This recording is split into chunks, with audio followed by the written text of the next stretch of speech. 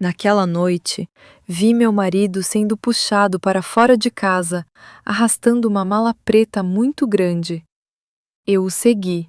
Ele foi até a velha ponte perto do rio e jogou a mala na água corrente. Pouco antes de a mala afundar, eu a puxei para a margem. Minhas mãos tremiam enquanto eu abri o zíper. O que eu vi lá dentro? Bem, antes que a história comece, por favor, escrevam na seção de comentários de que região vocês estão assistindo a esta história. Não se esqueçam de curtir e se inscrever para que o canal Relatos de Superação possa crescer ainda mais e apresentar histórias ainda mais interessantes. Camila acordou. Não pelo som do alarme ou pela luz do sol da manhã, mas pelo silêncio. Um silêncio que parecia antinatural, espesso demais, como se a noite estivesse prendendo a respiração. O ar dentro do quarto parecia perfurar a pele. Camila piscou os olhos, ajustando a visão à escuridão que era apenas ligeiramente penetrada pela luz da rua através da fresta da cortina. Ela olhou para o lado. O lado da cama de Renato, seu marido, estava vazio. O lençol ali estava frio quando tocado pela palma de sua mão. Isso significava que Renato não tinha ido apenas ao banheiro. Ele já havia saído há bastante tempo. O coração de Camila começou a bater um pouco mais rápido. Aonde Renato teria ido às 3 horas da madrugada? Renato era um homem de hábitos regulares. Ele era contador em uma grande empresa, sua vida girava em torno de números e horários. Sair no meio da noite sem avisar Camila não era algo que ele costumava fazer. Camila se sentou. Ela estava prestes a pegar seu celular na mesa de cabeceira quando um som abafado veio do andar de baixo. Um clique suave, como a porta da frente sendo fechada. Depois disso, silêncio. Camila prendeu a respiração. Era Renato que tinha acabado de chegar em casa? Mas se ele tivesse acabado de chegar, por que o lado dele da cama já estava frio? A curiosidade misturada com a ansiedade fez com que Camila se levantasse. Ela não acendeu a luz. Seus pés descalços pisavam suavemente no chão de madeira fria, saindo do quarto. Ela pegou um moletom com capuz que estava pendurado na maçaneta, vestiu-o de qualquer jeito e desceu as escadas de fininho. A casa deles era grande, e o silêncio a fazia parecer ainda maior, mais vazia. Ela chegou à sala de estar escura. Seu coração pareceu pular no peito. Através da grande janela que dava para a entrada, Camila ouviu a figura de Renato. Ele estava parado perto do carro deles, estacionado na garagem, mas não estava tentando entrar no carro. Ao lado dele, sob a luz amarela fraca da luminária do jardim, estava uma mala. Não era uma mala comum. Era uma mala preta muito grande, do tipo mala de carga rígida e parecia pesada. Renato não estava usando pijama. Ele vestia uma jaqueta escura e calças compridas, como se estivesse indo para algum lugar. Camila ficou paralisada atrás da cortina, com os olhos fixos no marido. Renato parecia nervoso. Ele olhava para a esquerda e para a direita, certificando-se de que a rua estava vazia. Então, ele se abaixou e levantou a mala. Os músculos de suas costas pareciam tensos. A mala era claramente muito pesada. Ele não a colocou no carro. Em vez disso, começou a arrastá-la. As rodinhas da mala faziam um barulho suave sobre os blocos da calçada. Renato não foi em direção ao portão da frente. Ele se dirigiu ao portão lateral, um pequeno portão que levava a um caminho de pedestres nos fundos do condomínio onde moravam. Esse caminho era um atalho para a área do parque e para o pequeno rio no limite do condomínio. Por que Renato estava levando uma mala tão pesada para o rio? A mente de Camila girava rapidamente. Ele estava me deixando? Ele estava levando objetos de valor? Mas por que jogá-los no rio? Camila não podia apenas ficar parada e assistir. Ela tinha que saber. Com movimentos rápidos e silenciosos, Camila correu para a porta dos fundos. Ela abriu a fechadura da porta o mais suavemente possível, quase sem fazer barulho. O ar frio da noite atingiu seu rosto imediatamente. Ela calçou seus chinelos e pisou do lado de fora. Ela precisava manter distância, ela não podia ser descoberta. Camila se moveu entre as sombras das árvores que delimitavam os quintais das casas. Renato estava a cerca de 50 metros à sua frente. A luz da lua não era muito forte, o que a ajudava a se manter escondida. Ela conseguia ouvir o rangido das rodinhas da mala sobre o caminho de pedras. Cada rangido soava como um arranhão em seus tímpanos. O que você está fazendo? Renato? O que você está escondendo de mim?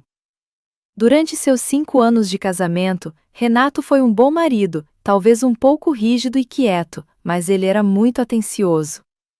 Camila nunca teve motivos para suspeitar dele.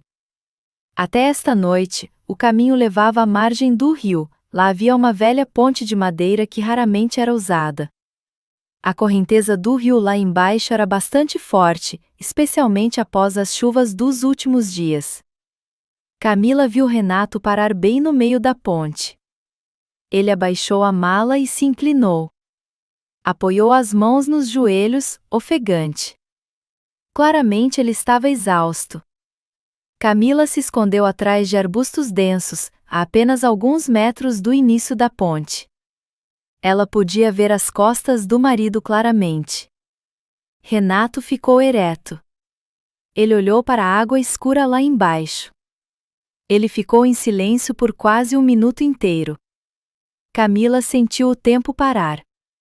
Então Renato se virou para a mala. Ele não a abriu. Ele apenas olhou para ela. Em seguida, com um movimento brusco, Renato se agachou.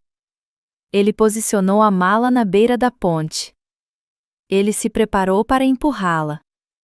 Exatamente naquele momento, Camila ouviu algo. O som era fraco, abafado pelo material grosso da mala, mas Camila tinha certeza de que o ouviu. Um som como algo se movendo ou talvez um gemido baixo e abafado vindo de dentro da mala. O coração de Camila parou. Havia algo vivo lá dentro, um animal, ou Camila não se atreveu a continuar seu pensamento. Renato deve ter ouvido também, porque ele deu um pequeno pulo. Mas ele não hesitou. Com um empurrão forte, Renato jogou a grande mala preta da ponte. A mala caiu. Camila viu desaparecer na escuridão. Um segundo depois, ouviu-se o som de um baque forte na água, quebrando o silêncio da noite. A água do rio espirrou alto. A mala afundou imediatamente, puxada por seu próprio peso e pela forte correnteza. Renato não foi embora logo em seguida. Ele ficou lá, no meio da ponte, olhando para o ponto onde a mala havia desaparecido. Suas mãos estavam cerradas ao lado do corpo. Ele ficou parado como uma estátua por vários minutos. Camila não conseguia ver a expressão do seu rosto por trás. O que ele estava pensando? Arrependimento? Alívio? E então? Renato se virou e caminhou de volta? Seus passos eram rápidos? Não se arrastavam mais? Ele passou pelo mesmo caminho de antes? Voltando em direção à casa? Ele nem sequer olhou para trás. Camila continuou escondida atrás dos arbustos. Ela estava tremendo. Todo o seu corpo tremia violentamente. Fosse de frio ou de medo. Ela esperou até que os passos de Renato desaparecessem completamente. Ela esperou mais 5 minutos, certificando-se de que Renato não voltaria. Ela estava sozinha. Havia apenas o som da forte correnteza do rio, e as batidas de seu próprio coração martelando em seus ouvidos. Aquele gemido. O som de um gemido vindo de dentro da mala continuava ecoando em sua mente. Ela tinha que ver. Ela não podia ignorar. Ela correu para a margem do rio. Seus olhos procuraram descontroladamente na superfície da água escura. A correnteza era forte. A mala provavelmente já tinha sido levada para longe. Mas então ela viu. Em uma parte do rio que fazia uma ligeira curva, a cerca de 20 metros da ponte, havia algo preso. A mala estava presa entre um monte de pedras e as raízes de uma grande árvore caída. A mala não havia afundado completamente. Uma pequena parte de sua superfície ainda era visível. Camila tomou uma decisão em uma fração de segundo. Ela não se importou mais com a lama ou com a água fria. Camila desceu pela margem do rio, escorregadia e lamacenta. Ela teve que se segurar nas raízes das árvores para não escorregar. A água do rio parecia gelada quando molhou a barra da sua calça do pijama. Ela chegou ao lugar onde a mala estava presa. Ela agarrou a alça da mala. Estava muito pesada, a água a tornava ainda mais pesada. Ela puxou com todas as suas forças. Seu corpo tremia de esforço. Ela puxou e continuou puxando. Centímetro por centímetro. A lama sugava seus chinelos, mas ela não se importava. Depois de uma luta que pareceu durar uma eternidade, a mala finalmente estava na margem lamacenta. Camila caiu sentada ao lado da mala, ofegante. Ela estava encharcada, suja e apavorada. A mala estava à sua frente, como um monstro escuro encalhado. Aquele som de gemido já não podia mais ser ouvido. Talvez fosse apenas a sua imaginação. Talvez fosse apenas o som das coisas lá dentro se movendo. Mas ela tinha que saber. Ela tinha que abri-la. Suas mãos trêmulas apalparam a superfície da mala, procurando o zíper. Ela o encontrou. A cabeça de metal do zíper estava muito fria em seus dedos. Ela o agarrou. Camila respirou fundo, reunindo o resto de sua coragem. Ela olhou mais uma vez para o caminho, certificando-se de que Renato realmente havia ido embora. Silêncio. Havia apenas ela e esse segredo terrível. Lentamente, ela começou a puxar o zíper. O som do zíper parecia muito alto na noite silenciosa. Como se rasgasse algo que não deveria ser aberto. O zíper emperrou um pouco por causa da lama. Mas Camila o puxou com força. Quando a mala se abriu, o cheiro da água do rio se misturou com algo mais. Algo doce e podre. Seus olhos se arregalaram, sua respiração ficou presa na garganta. Quando ela viu o que estava lá dentro, seu coração quase parou. O que ela viu lá dentro a fez tremer de medo. Acontece que não era um cadáver. Camila quase desejou que fosse um cadáver. Talvez se fosse um cadáver, a explicação seria mais simples. Um assassinato, algo que pudesse ser compreendido, embora terrível. Mas isso era algo diferente. Algo muito mais confuso e doentio. O conteúdo da mala eram bonecas. Dezenas de bonecas de porcelana antigas, alinhadas ordenadamente no compartimento da mala forrado de veludo.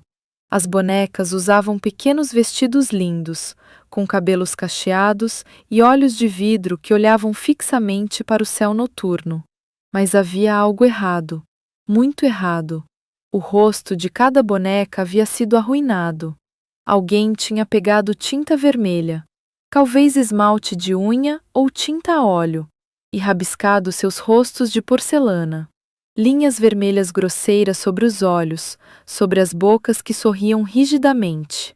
Como se alguém estivesse tentando silenciá-las ou cegá-las. Camila sentiu a náusea subir pela garganta. Esta era uma cena de um pesadelo. Era o suficiente para fazê-la gritar. Mas não foi isso que fez seu coração parar. No pescoço de cada boneca pendia um simples colar de barbante. E em cada colar pendia uma pequena foto plastificada. As fotos de Camila. Seu coração não parou, mas explodiu de puro pânico. Eram fotos dela que haviam sido tiradas sem o seu conhecimento. Havia uma foto dela dormindo no quarto deles, com o rosto parecendo pacífico.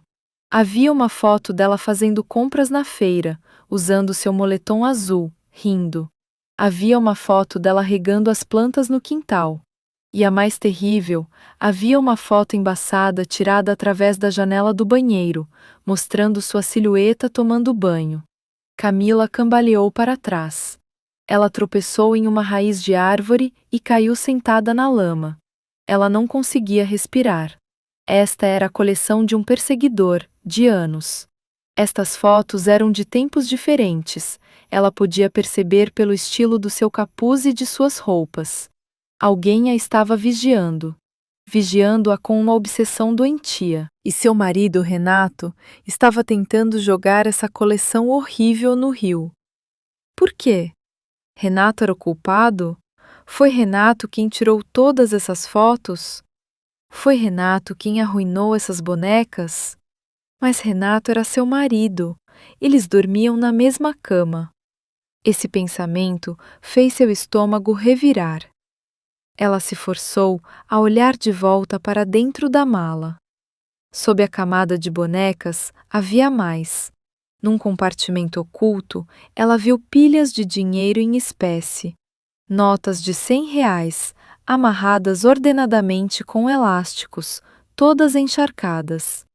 O valor devia ser de centenas de milhares. Que dinheiro era esse? Dinheiro do quê? E ao lado daquele dinheiro, havia um pequeno caderno de capa de couro preto. O caderno também estava molhado. Camila sabia que não tinha muito tempo. Renato poderia perceber que ela não estava na cama. Alguém poderia vê-la na margem do rio. Ela tinha que agir rápido. Ela não podia deixar isso ali. Se Renato a jogou fora, significava que ele queria que aquilo desaparecesse. Camila, por outro lado, precisava saber o que era aquilo. Ela precisava de respostas. Ela tinha que esconder essa mala. Ela não podia levá-la de volta para casa. Não, Renato a encontraria. Ela pensou no velho barracão nos fundos do jardim. Um pequeno barracão de madeira, onde eles guardavam ferramentas de jardinagem e coisas velhas. Aquele barracão raramente era aberto, e a chave estava com ela. No seu chaveiro da cozinha. Era um lugar seguro. Com o resto de suas forças, Camila fechou o zíper da mala. Ela não se importava mais com a lama ou com a água. Ela começou a arrastar a mala, afastando-se do rio, levando-a em direção ao barracão. Ela evitou o caminho principal, movendo-se pelos arbustos mais densos. O peso da mala era inimaginável. Como se todos os segredos dentro dela tivessem um peso físico. Ela chegou ao barracão. Suas mãos tremiam tanto que ela teve dificuldade em colocar a chave no cadeado. O cadeado estava enferrujado e se abriu com um guincho estridente. Ela abriu a porta de madeira que rangeu. Lá dentro estava escuro e cheirava a poeira. Ela empurrou a mala para dentro, escondendo-a atrás de uma pilha de velhos sacos de adubo e lonas. Ela iria verificá-la novamente amanhã. Quando o sol nascesse, quando sua mente estivesse mais clara. Mas havia uma coisa que não podia ser deixada lá, aquele pequeno caderno. Ela enfiou a mão de volta na mala. Sua mão tocou a porcelana fria e pegou o caderno molhado. Ela o enfiou no bolso da calça do pijama. Ela trancou o barracão novamente. Ela correu de volta para casa, esgueirando-se como uma ladra. Ela usou a mangueira do jardim no quintal para lavar a lama de seus pés e chinelos o mais rápido possível. Ela se secou com um pano velho. Ela entrou de fininho pela porta dos fundos, trancou-a e subiu as escadas.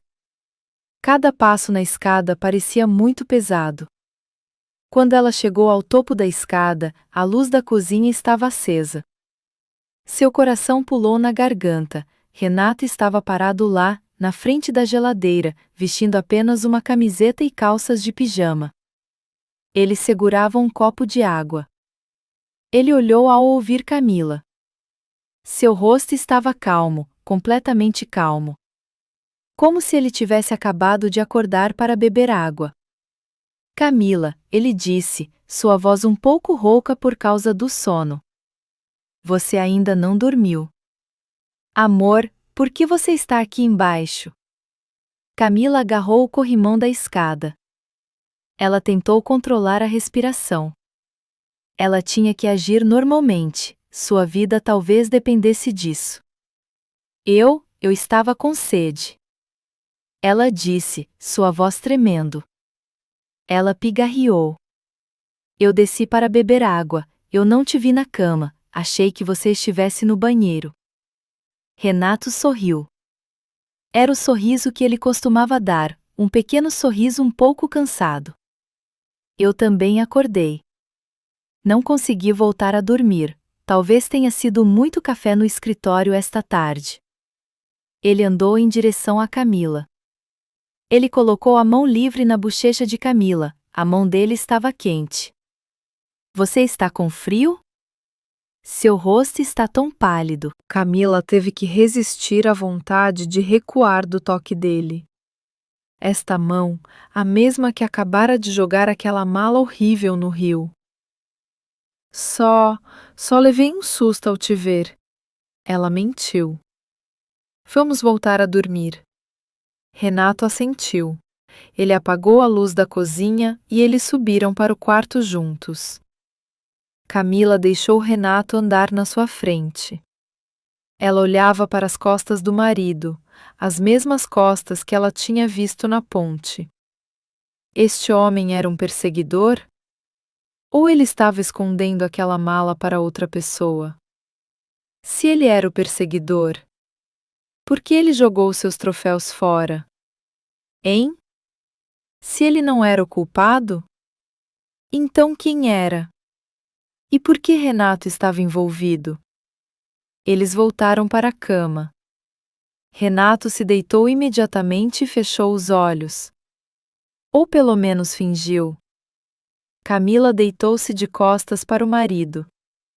Seu corpo estava duro como madeira. Ela não conseguia dormir. Ela nunca mais conseguiria dormir ao lado desse homem sem saber a verdade. Ela esperou. Ela ouviu a respiração de Renato, que lentamente se tornou regular e profunda. 1 hora. Ela esperou 1 hora inteira, certificando-se de que Renato realmente estava dormindo. O caderno no seu bolso parecia pesado e molhado. Com movimentos muito lentos para não fazer barulho, Camila se levantou da cama. Ela levou o celular e o caderno para o banheiro. Ela trancou a porta o mais silenciosamente possível. Ela acendeu a luz fraca do banheiro. Ela se sentou no chão frio. Suas mãos tremiam enquanto ela abria o caderno de capa de couro. Suas páginas estavam molhadas e a tinta estava um pouco borrada. Mas a maior parte ainda podia ser lida. Não era um diário. O conteúdo era uma lista. Na primeira página, havia uma fileira de nomes. Nomes de mulheres. Ao lado de cada nome, havia um endereço. Ao lado do endereço, havia números que pareciam ser quantias em dinheiro. Dezenas de milhares. Centenas de milhares. O coração de Camila batia forte. Ela virou a página. Mais nomes. Mais endereços. Ela não reconheceu a maioria daqueles nomes, então ela chegou à última página preenchida. Havia apenas um nome lá. Um nome que ela conhecia. Um nome que fez o sangue em seu corpo parecer congelar. Aquele nome Era Larissa, sua melhor amiga. Larissa, que havia morrido 1 ano atrás. A causa oficial da morte foi um acidente de carro sozinha, falha nos freios numa descida. Uma tragédia terrível.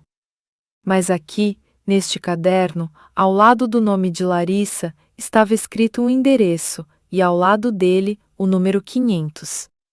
E ao lado desse número, havia uma palavra escrita com tinta vermelha: concluído. Camila estava sentada no chão frio do banheiro, olhando para o nome naquele caderno. Larissa. Sua melhor amiga. A palavra. Concluído, que estava escrita em tinta vermelha, como se gritasse para ela, trazendo à tona toda a dor que ela já havia sentido por causa daquele acidente. Falha nos freios.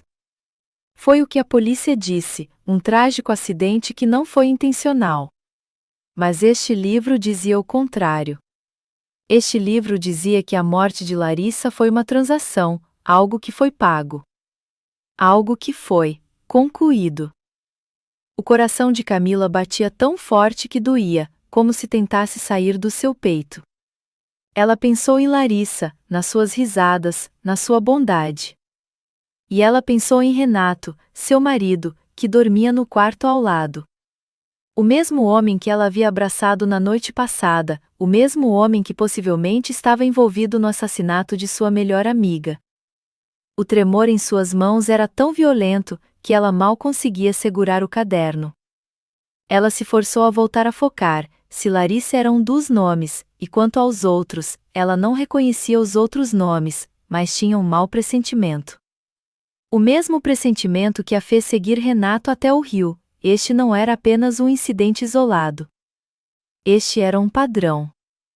A mala, ela era um túmulo secreto, as bonecas eram as lápides, e este livro era o registro. E as fotos? As fotos de Camila penduradas no pescoço daquelas bonecas. O que significava aquilo? Ela era o próximo alvo.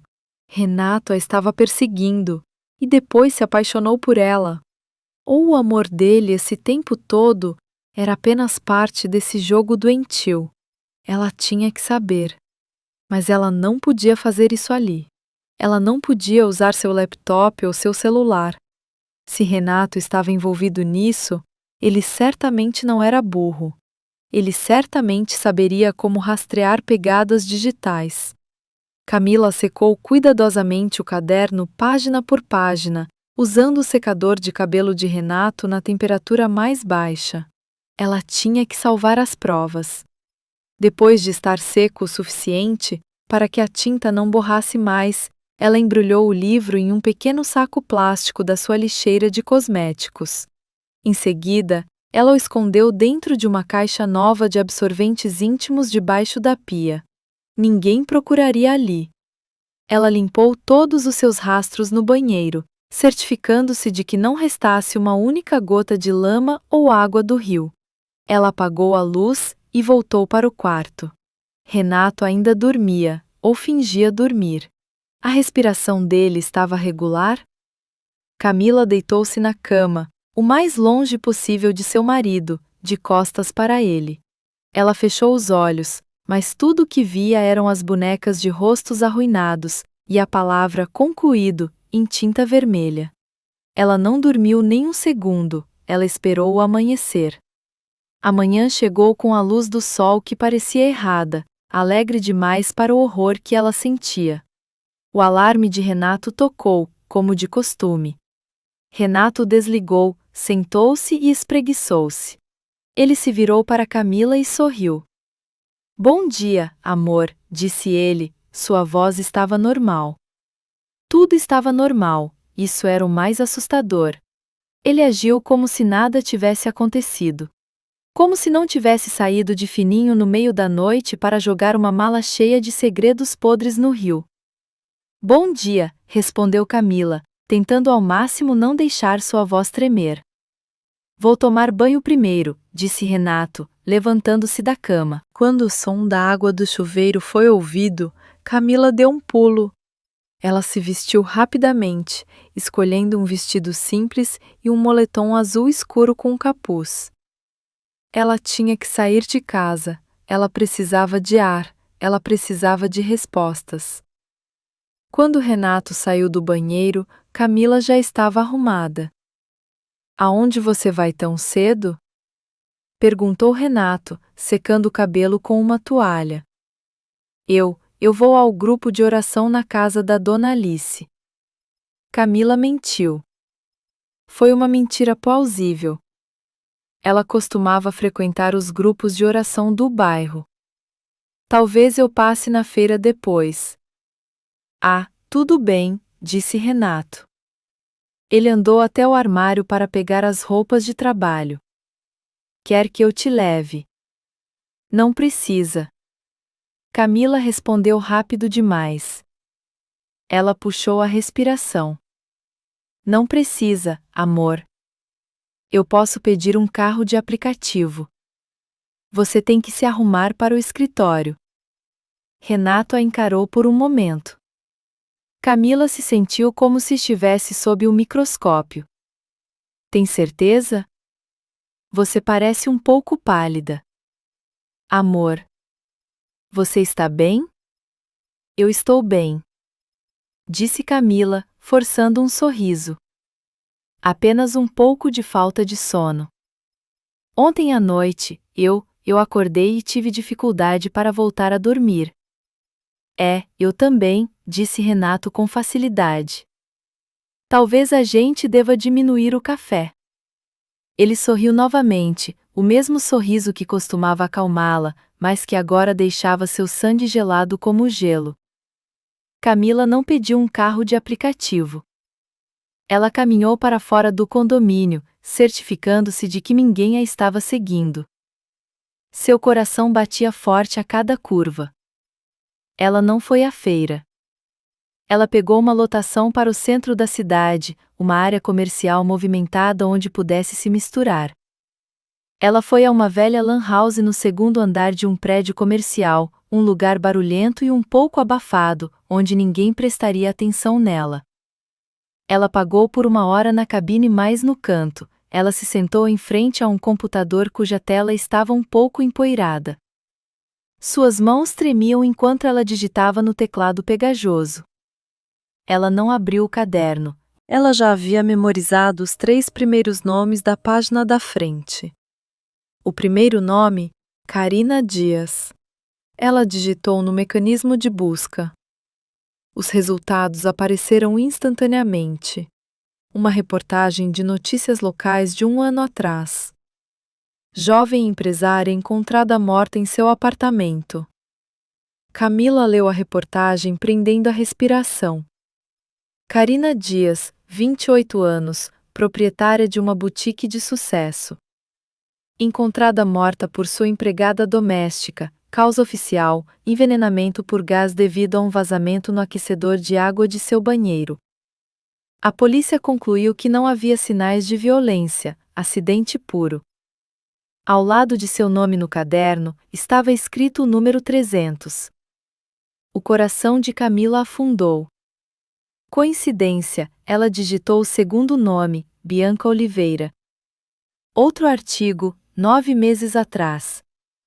Tragédia na noite de aniversário, jovem herdeira cai da sacada. Bianca Oliveira, 25 anos, prestes a herdar uma grande fortuna do pai. Caiu da sacada de seu apartamento no 20º andar durante a sua própria festa de aniversário. Testemunhas oculares disseram que ela parecia bêbada e instável. A polícia considerou um acidente por negligência.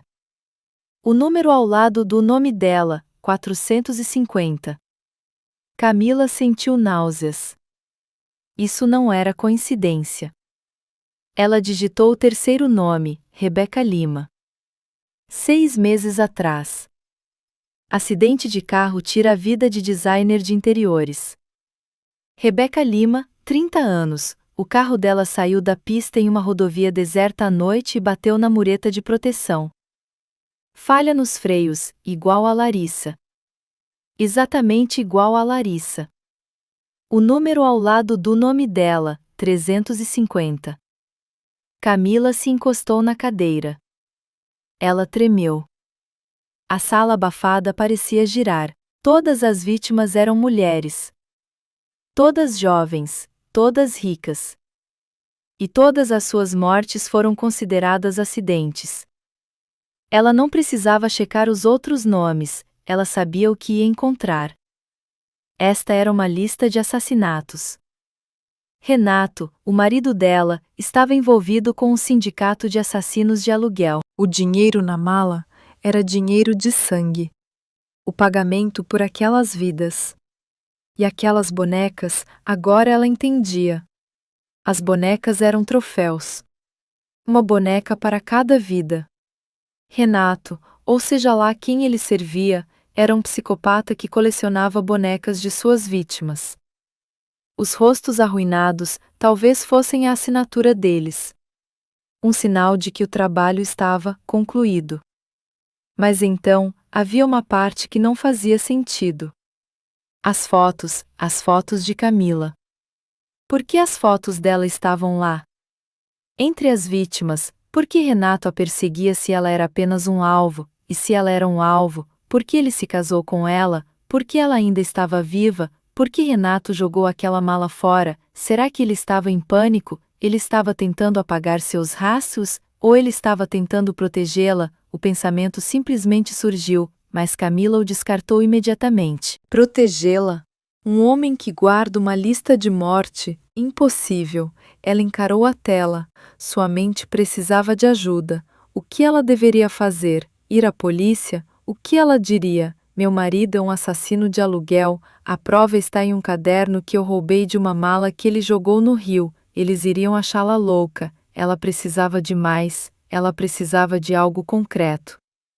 Seu tempo de 1 hora estava quase acabando. Camila começou a fechar todas as janelas do navegador, limpando seu histórico de buscas. Ela tinha que voltar para casa antes que Renato ficasse desconfiado. Foi então que ela viu uma notificação de e-mail no seu celular, que ela havia colocado ao lado dela. Ela propositalmente não o estava usando, mas esqueceu de desligar os dados móveis. O e-mail era de um remetente que ela não conhecia. O endereço era apenas uma série de letras e números aleatórios. O assunto: você esqueceu algo, Camila. O coração dela parou de bater. Como eles sabiam o nome dela? Com as mãos tremendo, ela abriu aquele e-mail. O conteúdo era apenas uma foto nova, de alta qualidade. A foto mostrava uma boneca de porcelana, que ela nunca tinha visto antes. A boneca estava sentada numa cadeira de madeira num quarto escuro. Seu rosto ainda estava intacto, bonita, e a boneca estava vestindo uma réplica do capuz, o capuz azul escuro, o mesmo exato capuz que Camila estava usando naquele mesmo momento, naquela cabine de lan house.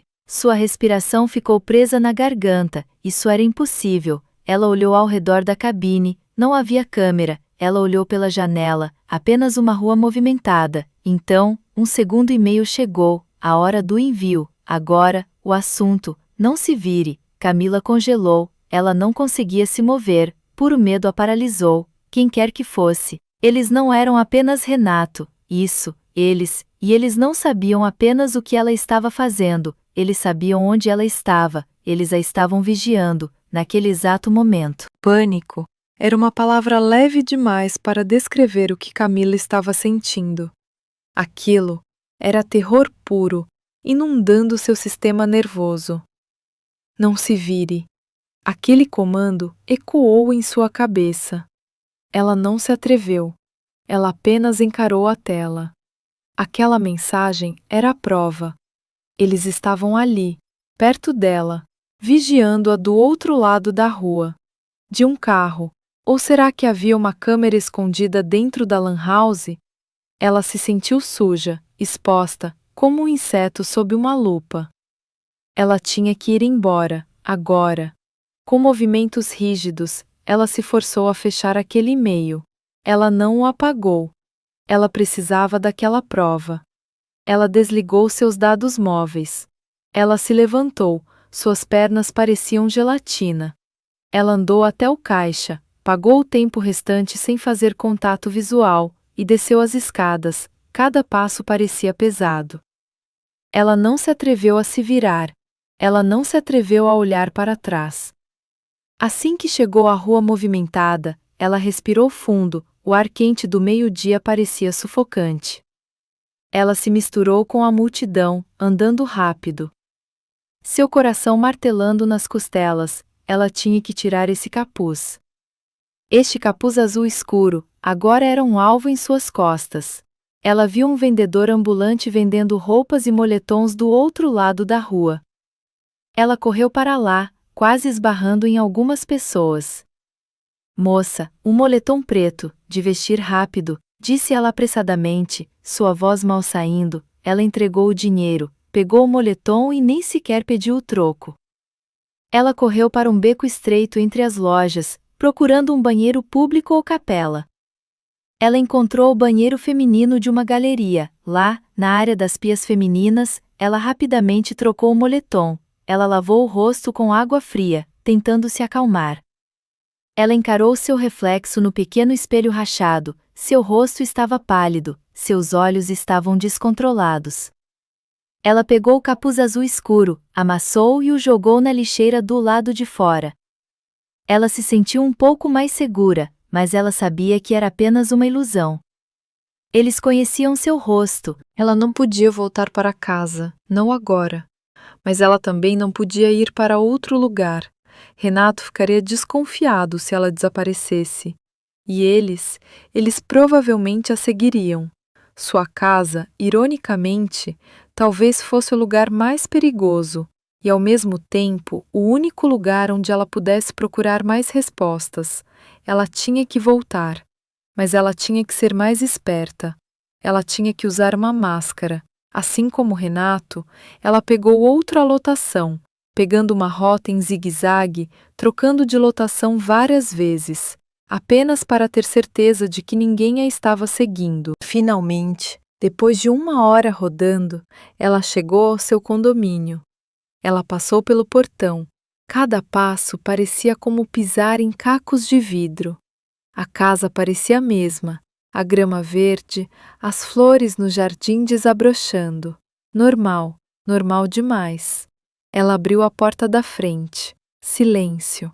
Renato, chamou ela, no escritório. Amor, respondeu a voz de Renato, soando calma. O coração dela se acalmou um pouco. Pelo menos ela sabia onde o homem estava. Ela andou até a cozinha para pegar um copo de água. Suas mãos ainda tremiam. Ela tinha que agir normalmente. Ela tinha que interpretar o seu papel. Ela andou até o escritório. A porta estava ligeiramente aberta.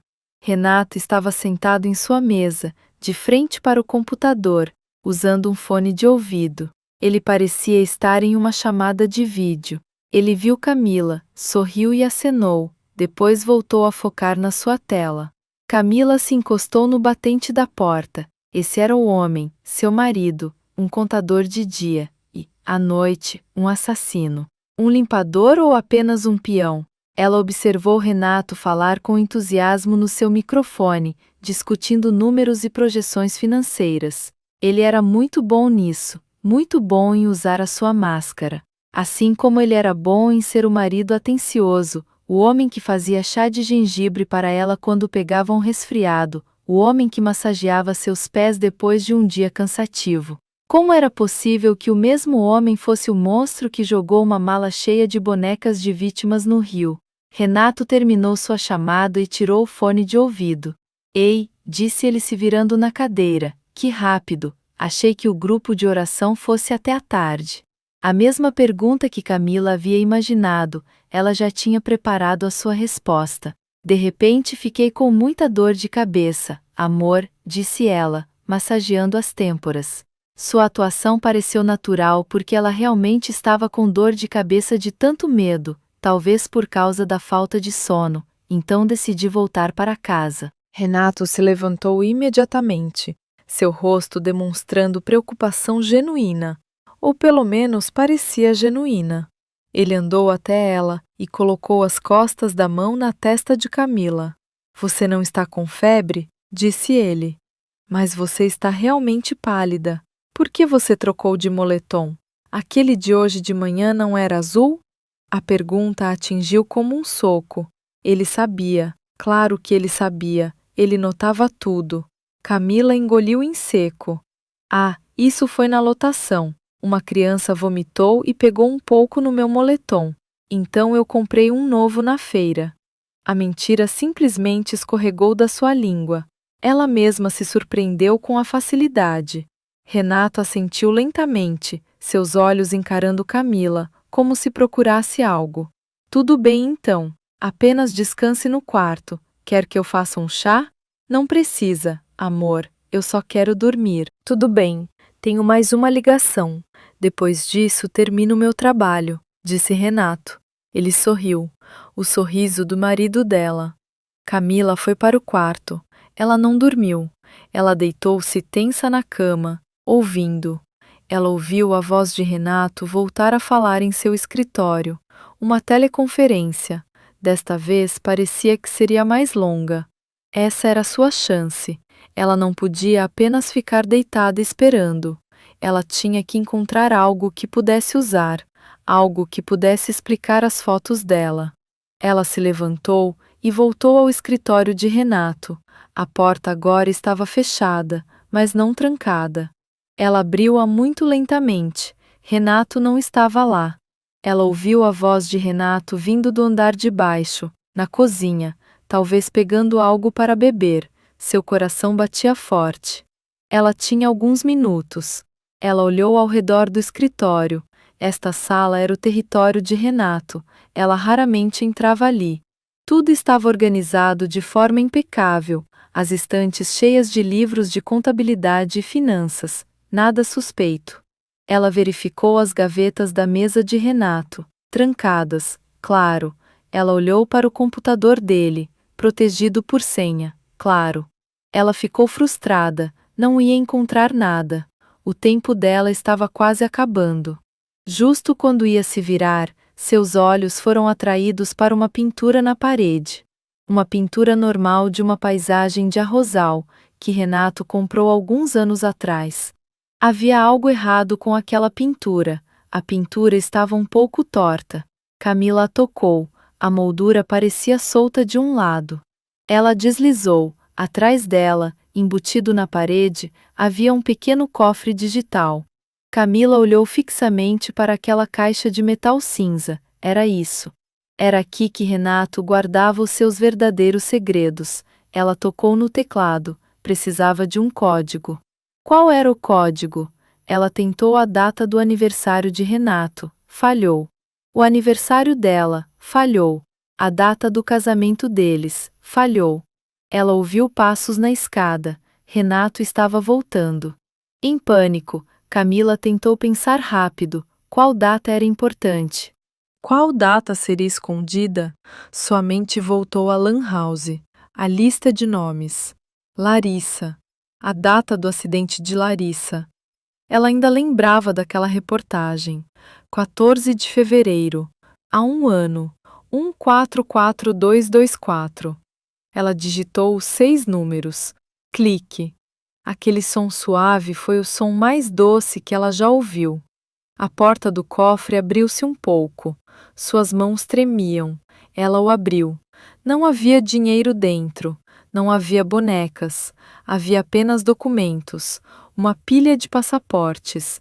Ela os pegou. O primeiro passaporte era de Renato, mas com um nome diferente e uma foto com um bigode fino. O segundo passaporte também era de Renato, com óculos. O terceiro passaporte, o coração de Camila pareceu ter sido arrancado de seu peito. O terceiro passaporte era dela, a foto dela. Era a foto antiga dela, a foto do RG antes de decidir começar a usar hijab totalmente. Seus cabelos estavam soltos, mas o nome naquele passaporte não era Camila. O nome era Sara Albuquerque. A data de nascimento era diferente, o local de nascimento era diferente, tudo era falso, porque Renato tinha um passaporte falso para ela. Para que isso? Ela estava olhando fixamente para aquele passaporte, tentando entender as implicações, quando o silêncio na casa de repente pareceu ensurdecedor. Ela não ouviu mais Renato subir as escadas. Ela não ouviu Renato na cozinha. Ela congelou, procurando algo para agarrar. Camila, a voz de Renato veio de trás dela. Calma, fria, não era a voz do seu marido. Camila deu um pulo de susto. O passaporte caiu da sua mão. Ela se virou lentamente. Renato estava parado na porta. Sua máscara tinha caído. Seu rosto familiar agora parecia estranho. Sua expressão era ilegível. Seus olhos estavam vazios. Ele não estava sorrindo. Na sua mão ele segurava o celular de Camila. Camila nem tinha percebido que o seu celular havia sumido. Renato levantou o celular. A tela acendeu, mostrando um vídeo gravado. A gravação estava embaçada, em preto e branco, tirada de um ângulo alto. Era a filmagem da câmera de segurança da casa do vizinho da frente. A marca de tempo no canto da tela mostrava 3h15 da madrugada. A gravação mostrava uma figura pequena de pijama, ela mesma, lutando para arrastar algo grande e escuro, uma mala, da direção do rio em direção ao barracão deles. Renato encarou Camila. Sua voz era baixa e perigosa, quase como um síbilo. Você deveria tê-la deixado no fundo do rio. O sangue de Camila pareceu congelar e secar nas suas veias. Aquela gravação, uma gravação dela mesma, filmada claramente sob a luz fraca da câmera de segurança do vizinho, lutando com aquela mala preta. Renato não estava apenas desconfiado, ele sabia de tudo. Aqueles passaportes estavam espalhados pelo chão entre os seus pés. Uma prova de traição que agora parecia boba em comparação com o vídeo que Renato estava segurando. A voz do seu marido, calma e fria, era mais assustadora do que se ele estivesse gritando. Você deveria tê-la deixado no fundo do rio. Camila não conseguiu falar. Sua garganta estava travada. Ela só conseguia olhar nos olhos de Renato. Olhos que costumavam olhá-la com calor, agora estavam frios como gelo. A máscara havia caído completamente, e Camila não sabia quem ou o que estava olhando para ela. Renato soltou um longo suspiro. O suspiro de uma pessoa que estava exausta de problemas. Ele baixou o celular e o colocou no bolso, junto com o celular de Camila. Ele deu um passo à frente entrando no escritório. Camila instintivamente deu um passo para trás, esbarrando na mesa atrás dela. Renato não tocou nela, ele apenas se abaixou e fechou a porta do escritório atrás dele. O som do clique da chave virando soou como uma sentença de morte. Sente-se, Camila, disse ele. Não era um pedido. Camila não se moveu. Sente-se, Renato estalou. E desta vez, Camila deu um pulo e sentou-se imediatamente na cadeira de visitas em frente à mesa do escritório de Renato. Renato ficou de pé na frente dela, altivo. Ele olhou para sua esposa, e Camila viu algo novo nos seus olhos. Não apenas raiva, mas também traços de pânico que eram quase invisíveis. Você não sabe, ele disse suavemente. Sua voz tremendo de emoção contida, você não tem a menor ideia do que se meteu. Você não sabe o que você acabou de fazer. Camila tentou falar, mas sua voz era apenas um síbilo. Eu vi o caderno, Renato, Larissa, você matou Larissa. Eu não matei ninguém, Renato retrucou, o rosto dele ficou vermelho. Eu sou um contador, eu limpo os números, eu movo os ativos, eu resolvo problemas, a senhora Karina, Bianca, Rebeca, todas elas. Eram problemas, Camila retrucou. A coragem surgindo do desespero, todos eles, acidentes. Que coincidência, Renato virou o rosto, ele andou até a janela, olhando para o tranquilo jardim lá fora. Isso não deveria ser da sua conta, é o meu trabalho, eu cuido disso. Eles são pagos por isso, pagos. Renato, elas estão mortas, e isso não tem nada a ver com você. Renato se virou, lançando-lhe um olhar penetrante. Até a noite passada. Até você decidir bancar o herói e pegar a mala, Renata esfregou o rosto com as duas mãos. Um claro sinal de exaustão. Camila, a mala, me ordenaram que a fizesse desaparecer, que a apagasse da face da terra. Minha chefe queria todos os rastros limpos. O trabalho estava concluído. Não havia mais nada. Foi uma ordem direta, chefe. Camila repetiu a palavra. Sim, a chefe. Alguém muito maior e mais perigosa do que você pode imaginar. Alguém que não tolera erros. Alguém que não gosta quando sua propriedade é roubada. Propriedade, aquele caderno, disse Renato. Aquele dinheiro e aquelas bonecas, tudo aquilo pertence à chefe. Aqueles troféus são dela, não meus. A mente de Camila girou. Então você não é meu perseguidor. Aquelas fotos. Renato riu, mas sua voz estava seca e amarga. Te perseguir, Camila. Eu me apaixonei por você. Eu te vi naquela cafeteria anos atrás, muito antes de tudo isso. Fui eu quem me aproximei de você. Casar com você foi a única coisa real que eu já fiz. Pare de falar. A expressão dele se suavizou por um momento, mas a chefe, ela sabe de tudo. Quando ela soube que eu ia me casar com você, ela começou a se interessar por você. Ela me mandou coletar aquelas fotos. Eu não sabia para quê. Achei que era apenas a sua obsessão doentia, até que vi uma nova boneca sendo preparada, uma boneca com a sua foto. É por isso que eu tive que agir. Camila o encarou. Agir. Jogando a mala no rio, era a maneira mais segura. Renato se defendeu. A chefe ordenou que todos os troféus antigos fossem destruídos. Ela disse que estava limpando a casa. Ela me deu a mala, contendo todas as bonecas das vítimas antigas, e me ordenou que a afundasse no mar, mas ela também colocou a nova boneca, a boneca com a sua foto. Foi um sinal, foi a maneira dela de me avisar que você era o próximo alvo. O estômago de Camila se contorceu. Então você a jogou fora para me proteger. Eu achei que sim. Renato andava de um lado para o outro na pequena sala. Eu achei que se eu descartasse tudo conforme as ordens, ela ficaria satisfeita. Ela mudaria para outro alvo. Mas você pegou de volta. Você pegou a mala, Camila. Você pegou aquele caderno. Como você sabe que eu peguei o livro? Porque o livro era a coisa mais importante dentro da mala. E agora, minha chefe sabe que a mala não afundou. Ela sabe que a mala sumiu. E ela está me culpando. Como ela poderia saber? Camila perguntou, lembrando-se do terrível e-mail na Lan House. Porque eles estão em toda parte. Renato gritou, em um pânico real. Eles estão me vigiando. Eles estão vigiando você.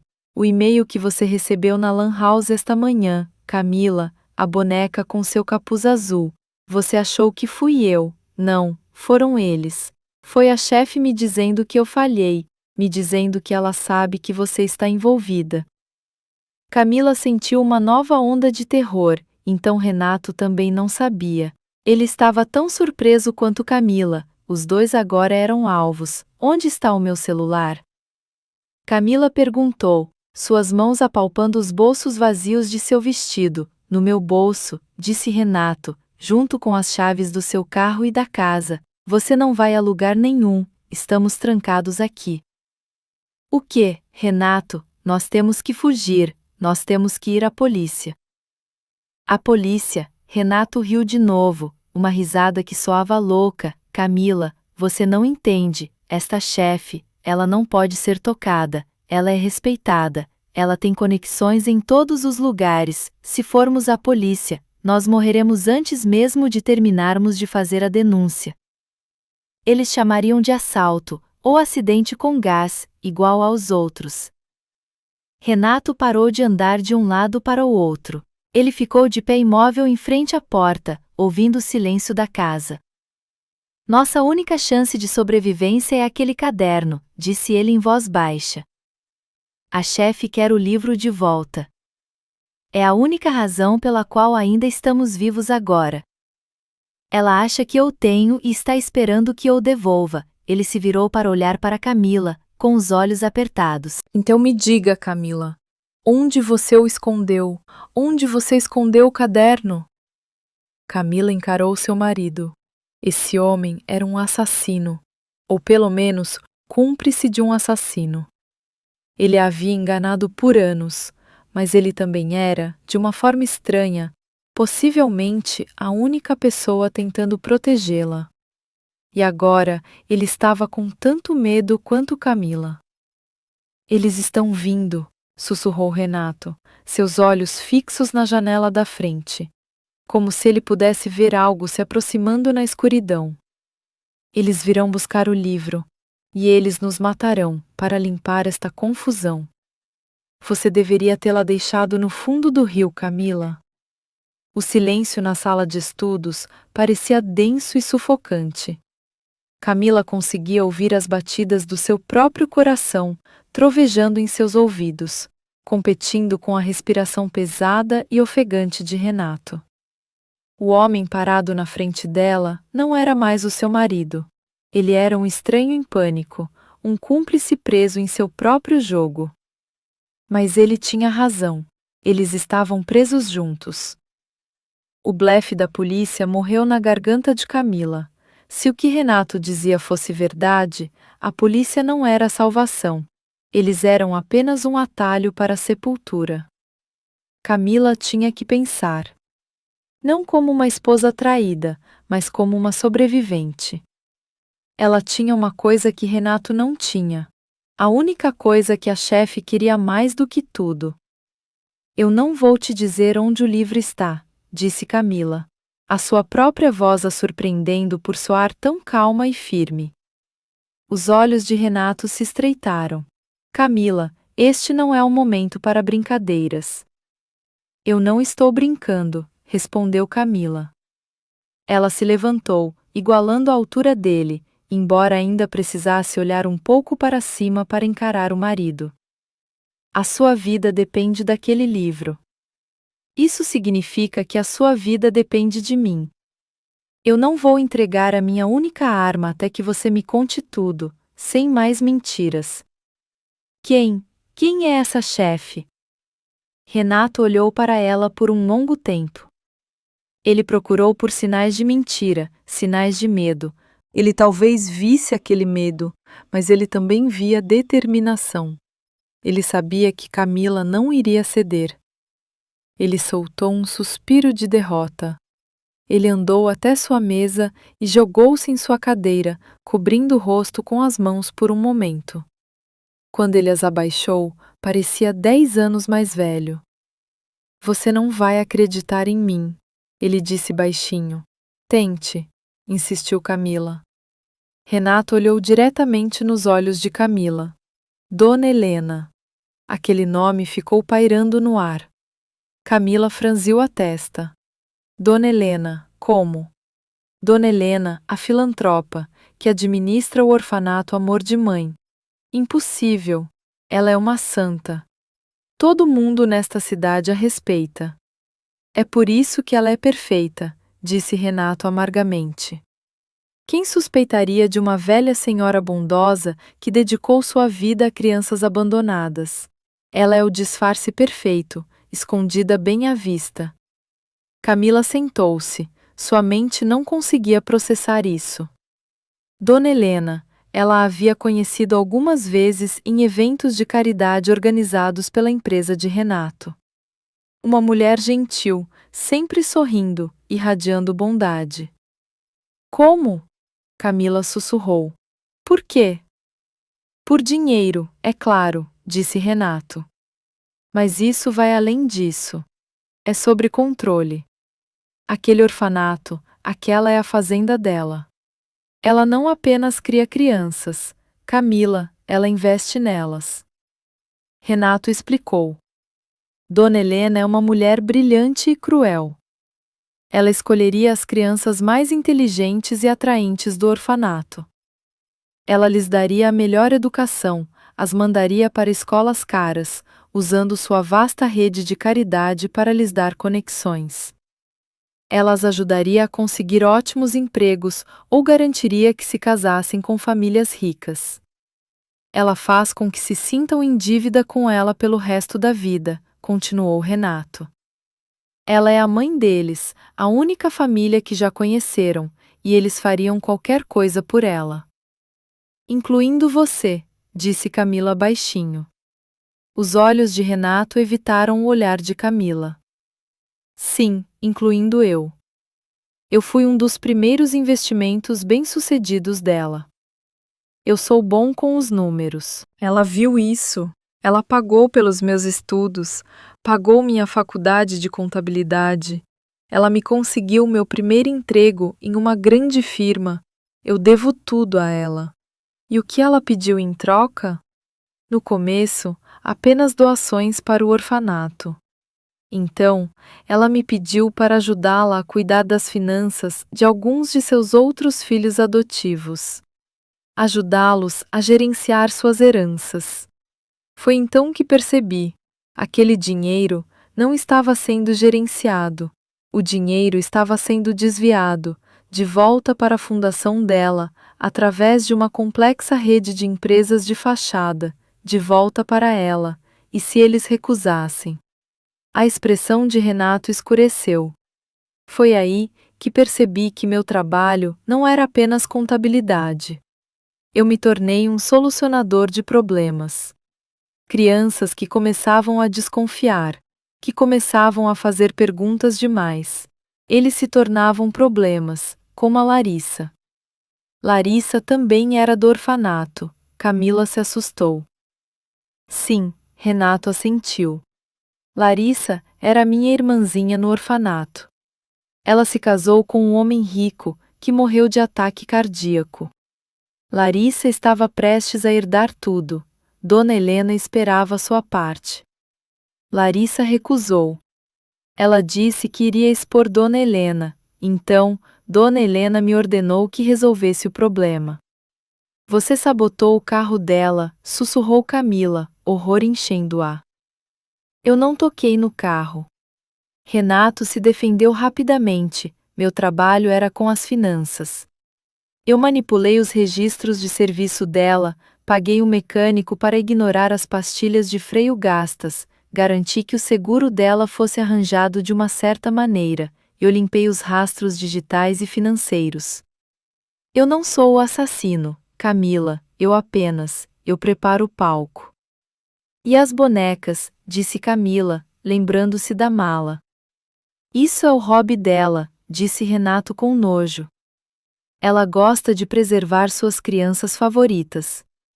Ela encomendava uma boneca de porcelana especial para cada investimento bem-sucedido. Quando eles retornavam para ela, ou seja, quando ela tomava de volta as riquezas deles e eles morriam, ela estragava os rostos das bonecas, marcando-os como propriedades dela para sempre. Esse é o ritual doentio dela. O horror parecia frio e estéril, um horror limpo e organizado. Então, Camila tentou conectar tudo. Ela sabia que você se casou comigo, ela sabia que eu não era uma criança do orfanato, mas ela ainda me fez um alvo. Eu não sei porquê, disse Renato honestamente. Eu achei que ela estivesse apenas paranoica. Ela não gosta de variáveis que não pode controlar, você era essa variável. Ela me mandou vigiá-la, tirar suas fotos, achei que fosse apenas para garantir que eu não vazasse o segredo.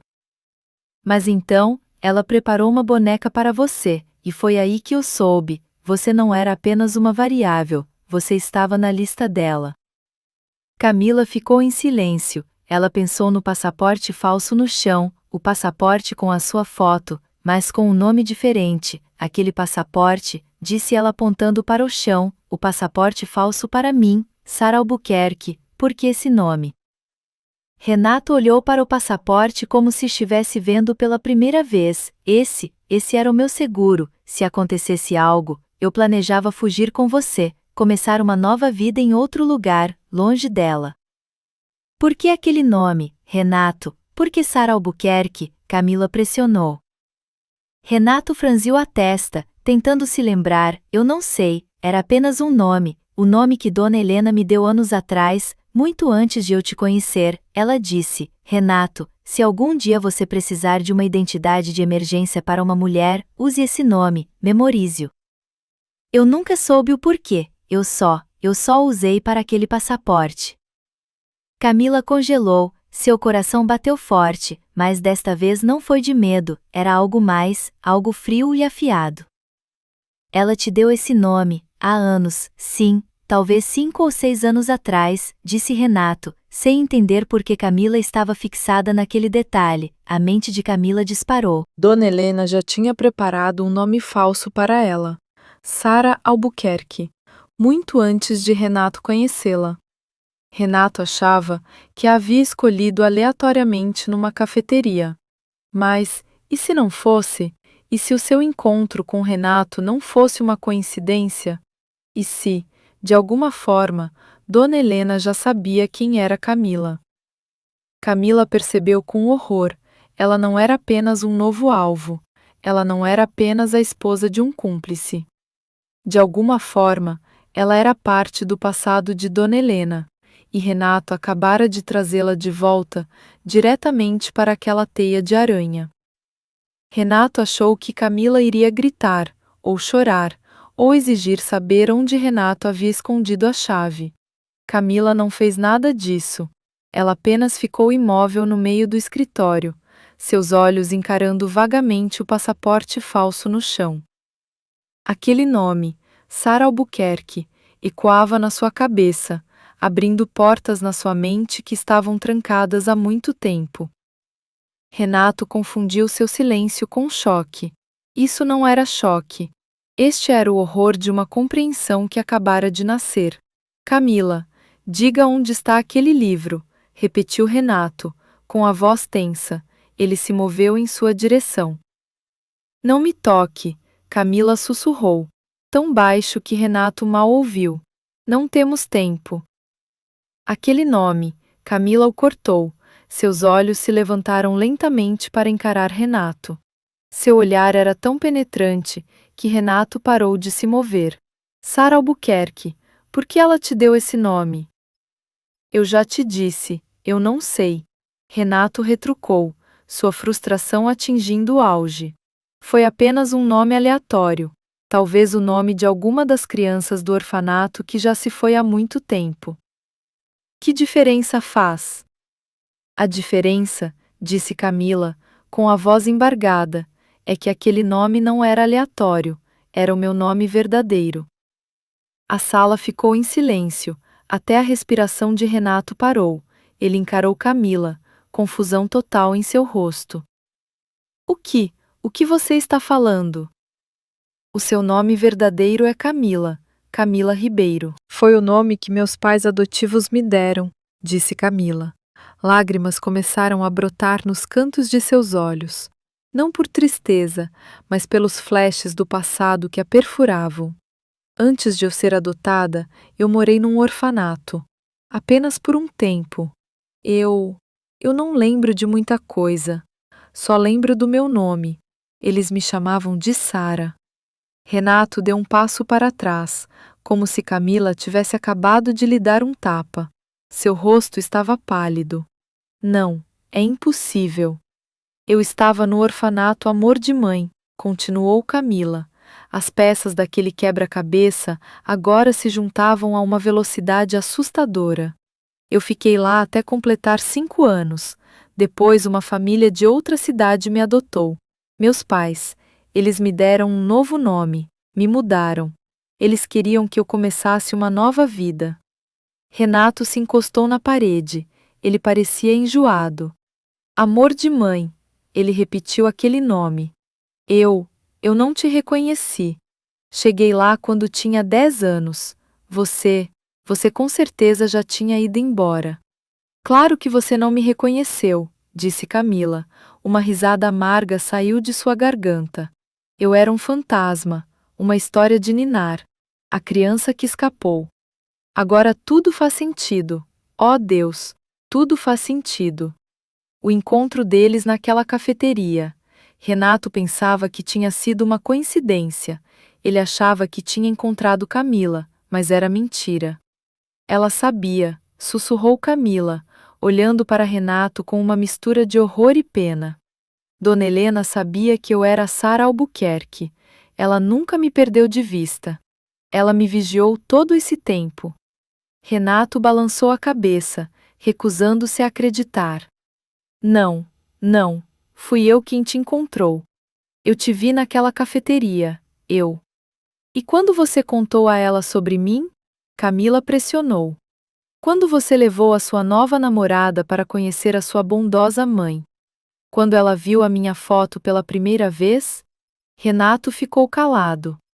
Ele se lembrou daquele dia.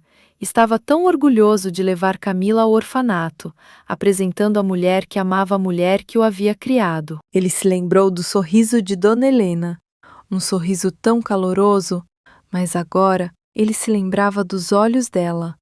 Aqueles olhos afiados, encarando Camila com uma intensidade estranha. Ela só sorriu, sussurrou Renato. Ela disse que você era linda. E desde então, disse Camila, ela te ordenou que tirasse fotos minhas, que me vigiasse. Porque o investimento desaparecido havia retornado para sua teia, e você foi a aranha estúpida que me levou até lá. A verdade atingiu Renato com toda a força. Sua vida inteira, seu amor, seu casamento, tudo era parte da manipulação de Dona Helena. Ele não era apenas o contador dela limpando os rastros. Ele era o peão principal num jogo que ele nem percebia que estava jogando. Ele havia entregado a mulher que amava diretamente nas mãos do monstro que o criou. Ela me deu esse nome, murmurou Renato, com a mente confusa. Sara Albuquerque, anos atrás, ela me mandou memorizar.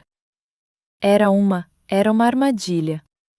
Ela sabia que um dia eu iria usá-lo para você. Ela sabia que você ia tentar me proteger, Camila completou a frase dele. E ela te deu a ferramenta para isso, a ferramenta que, ao mesmo tempo, confirmava quem eu era. Camila andou até a pilha de passaportes no chão. Ela pegou o passaporte falso com a foto dela, Sara Albuquerque. Ela finalmente entendeu por que sempre se sentiu observada. Porque ela sempre sentiu que algo estava errado. Até mesmo no seu casamento aparentemente perfeito. Dona Helena nunca a deixou ir. Ela era o investimento que fugiu, e a chefe não gosta de perder ativos. Aquela mala, aquelas bonecas. Aquilo não eram apenas troféus para as vítimas, era um aviso. E a boneca com a foto dela era uma declaração de propriedade. Você é minha, a boneca parecia dizer. E você vai voltar. Ela não quer apenas aquele caderno, disse Camila, com a voz fria de determinação. Ela também me quer. Aquele livro é um bônus. Eu sou o prêmio principal. Renato olhou para sua esposa, a mulher que ele achava conhecer, a mulher que acabou por ser a chave de tudo isso. Seu medo foi substituído por outra coisa, raiva. Uma raiva profunda e ardente, contra a mulher que havia arruinado sua vida, que havia brincado com a única coisa boa em sua vida. Ela não vai te pegar, disse Renato baixinho. Ela vai pegar nós dois se ficarmos aqui parados, retrucou Camila. Nós temos que usar o livro, temos que atraí-la para fora. Não podemos lutar contra ela, Camila, ela tem capangas. Ela é apenas uma velha senhora, escondida atrás de uma reputação, disse Camila. Ela acha que é intocável, nós a tocaremos. Camila pegou seu celular do bolso de Renato, Renato deixou. Ela também pegou o celular de Renato. Ela jogou o celular de Renato na parede. A tela se estilhaçou em pedaços. Sem rastreadores, disse ela, apenas o meu celular. Ela olhou para Renato. Você disse que preparou o palco para Larissa. Agora, me ajude a preparar o palco para Dona Helena. Justamente quando Camila disse aquilo, o telefone fixo no escritório tocou. O som era agudo, alto e exigente na sala silenciosa. Nem Camila nem Renato usavam o telefone fixo. Ele estava lá apenas pelo pacote de internet. Os dois olharam para o telefone como se fosse uma cobra venenosa. O telefone tocou de novo, e de novo. Renato olhou para Camila. Camila assentiu lentamente. Com as mãos tremendo, Renato levantou o fone do gancho. Ele não disse nada. Silêncio do outro lado da linha. Então, uma voz foi ouvida. Uma voz suave, maternal e cheia de decepção. A voz de Dona Helena. Renato, meu filho, ela disse, sua voz parecia veludo frio. Mamãe está decepcionada.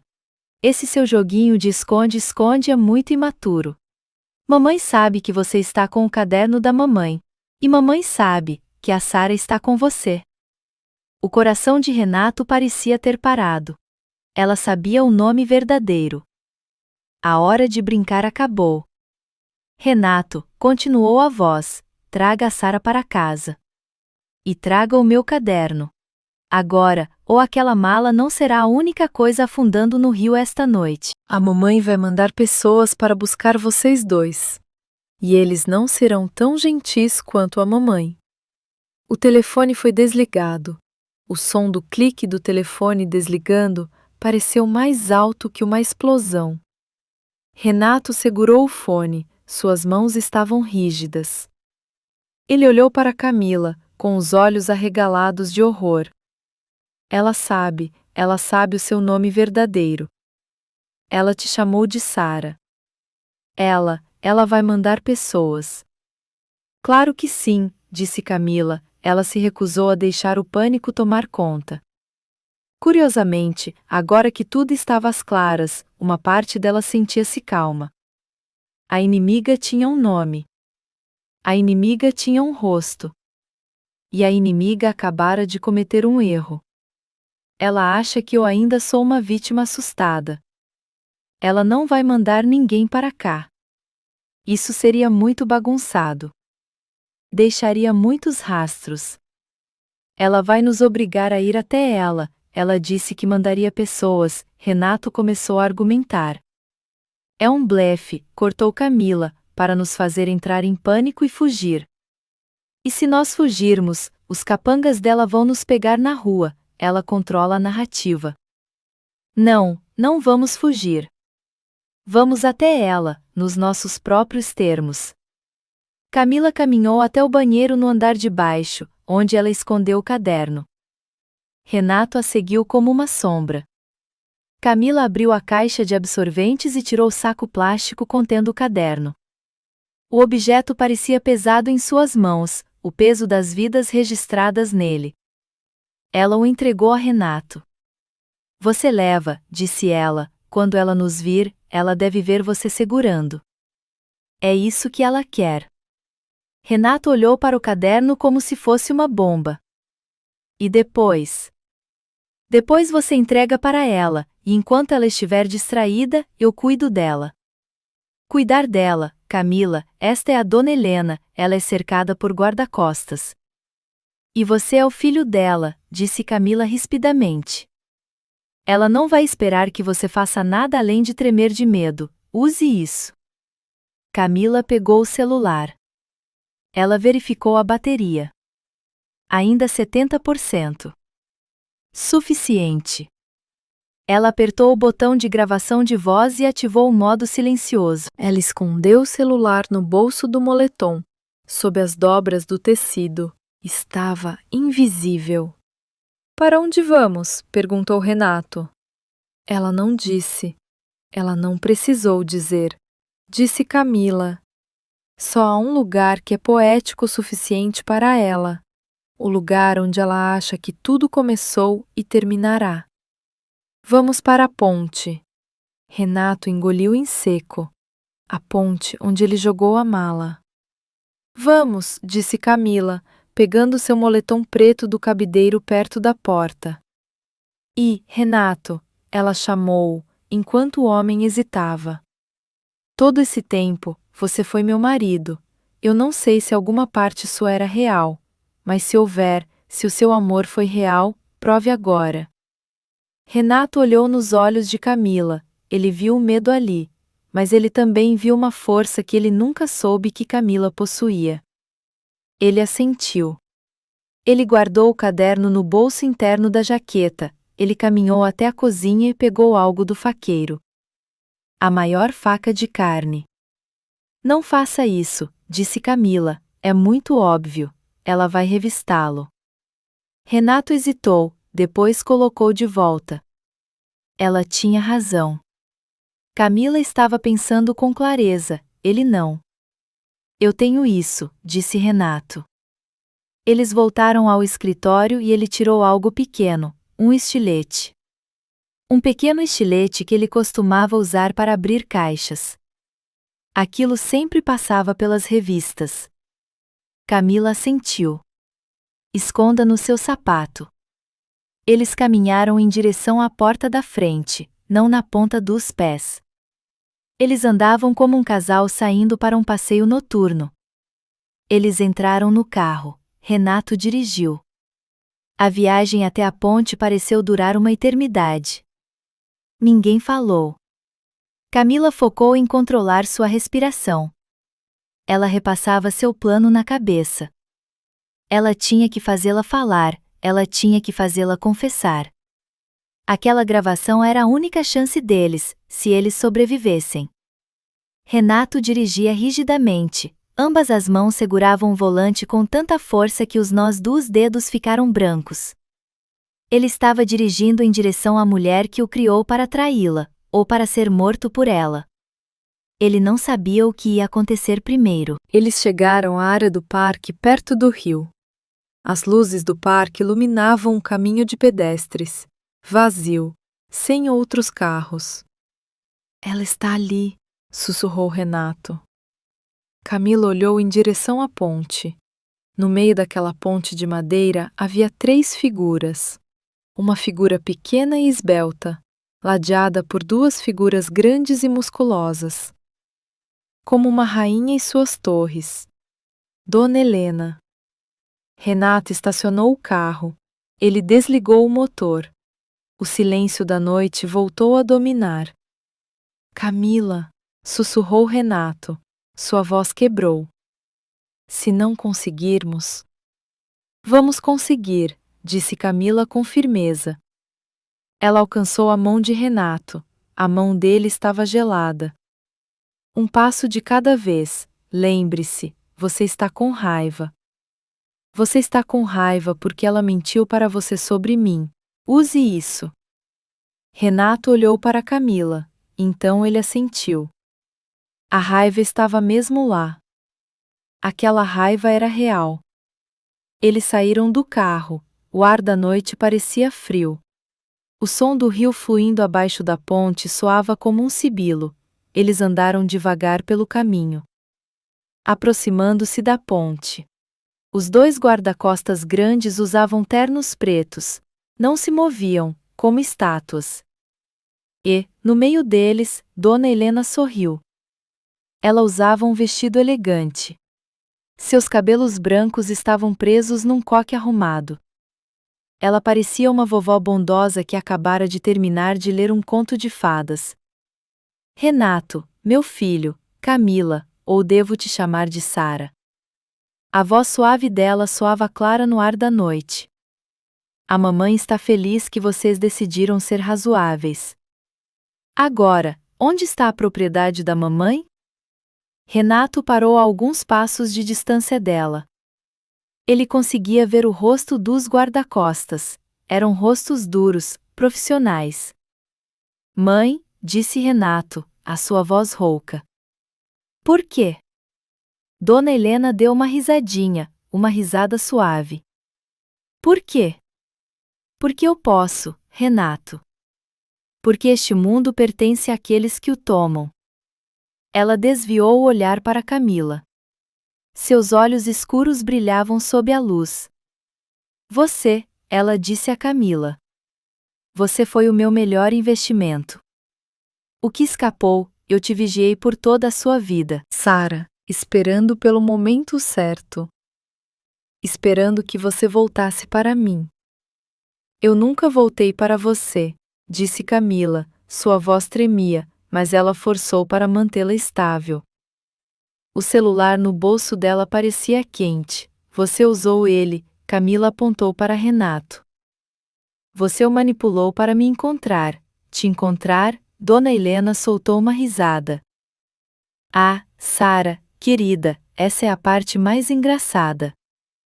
Ela olhou para Renato com uma expressão de pena fingida. Renato não te encontrou por acaso. Eu sabia onde você trabalhava, eu sabia a qual cafeteria você ia toda sexta-feira. Fui eu quem o mandou para lá. Essa foi a cartada final. Camila sentiu Renato se tensionar ao seu lado. Fui eu quem arranjei aquele encontro casual de vocês, continuou Dona Helena, claramente apreciando o momento. O amor dele por você, isso foi criação minha, assim como criei a carreira dele. Assim como criei a morte de Larissa, e assim como eu criarei a morte de vocês dois. Renato tremeu. A verdade era pesada demais. A única coisa real em sua vida era a maior mentira. Já chega, disse Dona Helena, seu sorriso desaparecendo. O livro, Renato, agora.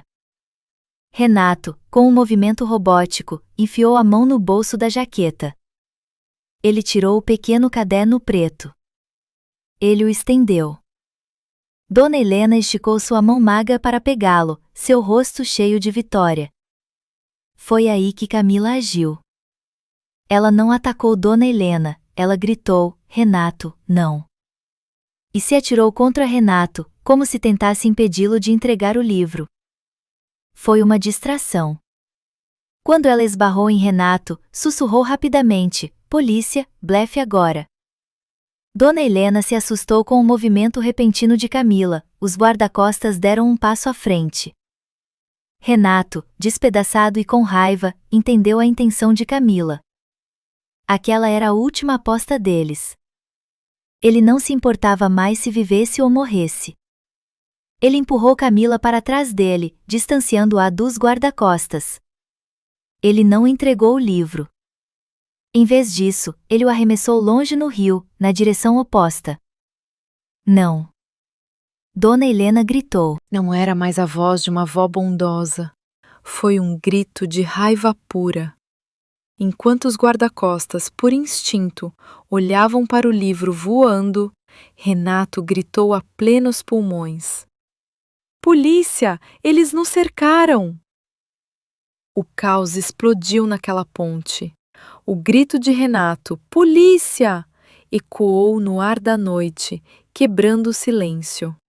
Era um blefe, uma mentira desesperada, mas naquele momento o blefe funcionou.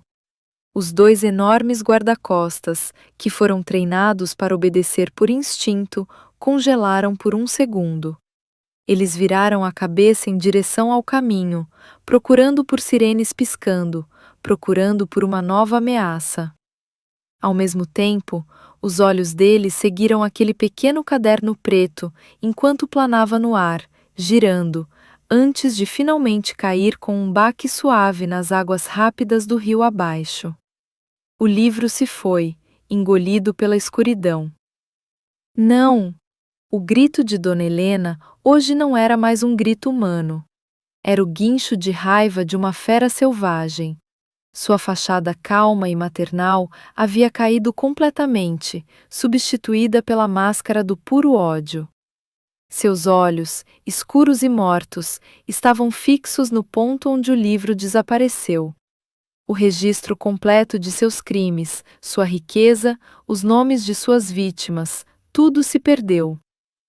Seu tolo, seu idiota, Renato, ela gritou, a voz falhando. Foi então que os guarda-costas acordaram da confusão. Eles ignoraram o blefe da polícia e focaram na ameaça à frente deles. O blefe deu a Camila e Renato apenas um segundo. Fuja, Camila! gritou Renato, empurrando Camila com força na direção da base da ponte. Mas Camila sabia que não podia correr mais rápido que eles. Ela tropeçou, e foi aí que o primeiro guarda-costas atacou Renato. O segundo guarda-costas, que era maior, ignorou Renato e correu atrás de Camila. Ele sabia quem era o alvo mais fraco. Renato viu isso, ele era um contador. Ele não era um lutador. Mas esta noite, ele era um homem que não tinha mais nada a perder. A sua vida, seu amor, seu passado, tudo fora uma mentira armada pela mulher naquela ponte. Ele rugiu, não como um contador, mas como um homem desesperado. Ele ignorou o primeiro guarda-costas que avançava sobre ele e virou de repente, chocando o ombro com força contra o joelho do segundo guarda-costas que perseguia Camila. Foi uma colisão brutal. O segundo guarda-costas foi pego de surpresa, sem esperar resistência. Ele cambaleou, dando a Camila mais um segundo. Camila não fugiu. Ela enfiou a mão no bolso, garantindo que o celular ainda estivesse gravando. Ainda estava. O primeiro guarda-costas já havia se recuperado e agarrou Renato por trás, aplicando um mata-leão no seu pescoço. Renato se debateu, as pernas chutando o ar. Ele alcançou o interior do sapato, puxando o estilete que escondera. Ele o balançou para trás cegamente. Ele sentiu o estilete cravar no braço que o segurava. O primeiro guarda-costas gritou de dor e afrouxou o aperto. Renato se virou, ofegante. Na frente dele estavam dois guarda-costas enfurecidos e feridos. Ele segurou o estilete na frente de si. Era uma visão patética, um pequeno estilete de caixa contra dois homens treinados. Renato, sussurrou Camila horrorizada, fuja. Renato gritou com ela, os olhos nunca deixando os guarda-costas, mas Camila não conseguia ir embora. Ela não conseguia deixar Renato. Dona Helena observava tudo isso com os olhos estreitos. O caderno se perdeu, seus planos ruíram. Renato, o filho favorito, traíra. E Sara? Sara ainda estava parada lá. Vocês acham que acabou, ela sibilou. Ela não estava mais gritando. A voz voltou a ser calma, mas de uma calma mortal. Isso não acaba até a mamãe dizer que acabou. Ela colocou a mão na bolsa elegante. Ela não puxou um celular, ela puxou algo pequeno, escuro, e que brilhou sob a luz da ponte, uma pequena pistola. Uma pistola que cabia perfeitamente em sua palma magra. Os guarda-costas viram a pistola e deram um passo para trás, abrindo caminho para sua rainha. Os olhos de Renato se arregalaram. Não, mãe, não faça isso. Não me chame de mãe, vociferou Dona Helena. Você não é mais o meu filho. Você é um fracasso, como os outros. Ela levantou a arma. Ela não mirou em Renato. Renato já estava destruído. Ela mirou diretamente em Camila. Você, disse Dona Helena para Camila, caminhando devagar em sua direção. Sara Albuquerque, meu pequeno fantasma, a criança fujona. Eu não devia ter dado você para adoção. Eu devia ter te afogado neste rio quando tive a chance. Camila deu um passo para trás, o coração parecia ter parado. Ela podia sentir a gravação ainda rolando. Ela tinha que mantê-la falando. Mas ela não conseguiu emitir nenhum som. Você tirou tudo de mim, continuou Dona Helena, a voz como o sibilar de uma cobra. Você voltou, envenenou Renato, e levou os meus livros. Não foi ela, gritou Renato. Ele estava entre os dois guarda-costas, ferido, mas ainda tentando. Fui eu quem pegou, fui eu quem jogou fora. Me mate, deixe ela ir. Dona Helena virou-se para Renato, um sorriso fino e macabro nos lábios. Ah, Renato, você ainda não entende, né? Matar você não é uma punição, é um presente. A verdadeira punição é ver ela morrer primeiro. Ela mirou a arma de volta para Camila, que agora estava encurralada no parapeito da ponte. Com as costas na madeira fria, o tempo pareceu desacelerar. Camila viu o dedo indicador magro e enrugado de Dona Helena apertar o gatilho. Renato viu. Os guarda-costas viram. Camila fechou os olhos, abraçando o celular em seu bolso. Bang! O som do tiro foi ensurdecedor, ecoando entre as árvores e a superfície da água. Camila abriu os olhos. Ela não sentiu dor. Ela ainda estava de pé. À sua frente, Renato estava de pé de costas para ela, com os ombros caídos. Ele tinha conseguido. No milésimo de segundo em que Dona Helena desviara o olhar de volta para Camila, Renato aproveitara a oportunidade. Ele se jogara à frente, não para atacar Dona Helena, mas para ficar na frente de Camila. Ele usou o próprio corpo como escudo. Renato olhou para Camila, os olhos arregalados de choque. Depois, ele olhou para baixo. Um buraquinho limpo, contornado por uma mancha vermelha que se espalhava rapidamente, apareceu no centro de sua camisa. Ele levara um tiro nas costas e a bala saíra pelo peito. Renato! Sussurrou Camila, estendendo as mãos. Renato ficou paralisado, sangue jorrando de seus lábios. Ele sorriu, um sorriso estranho e ensanguentado. Mas era o sorriso verdadeiro de Renato, o sorriso que Camila conhecia. Ela não te pegou, sussurrou ele. E então, seus joelhos cederam, e ele caiu para a frente, caindo nos braços de Camila. Não, Renato! Gritou Camila, segurando o corpo inerte de seu marido. Ela caiu de joelhos, abraçando Renato. Dona Helena olhou para a cena. A pistola ainda fumegava em sua mão. Ela acabara de matar o filho favorito. Sua expressão era vazia. E então, à distância, outro som pôde ser ouvido. Dessa vez, não era um blefe. Sirenes, reais, chegando mais perto. O som do tiro havia alertado alguém. Uma patrulha da polícia, que talvez estivesse fazendo a ronda perto do condomínio. Luzes azuis e vermelhas piscavam no final da rua. Os dois guarda-costas se entreolharam. Tinha acabado.